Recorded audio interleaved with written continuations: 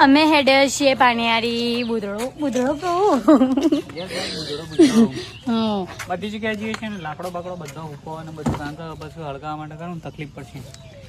લોકેશનમાં એવું છે કે અમુકનું આપણે ખબર નથી, તો આજે આપણે ઘણી બધી હેલ્પ લેવાના છીએ.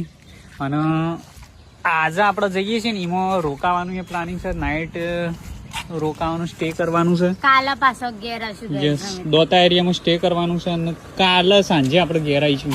હા, હજી કોઈ જગ્યા હોય ને દોતામાં તો કહેજો પાછો. દોતા એરિયામાં તમને વોટરફોલ કોઈ નજરમાં હોય ને પાણીયારી સિવાય તો કોમેન્ટ કરજો.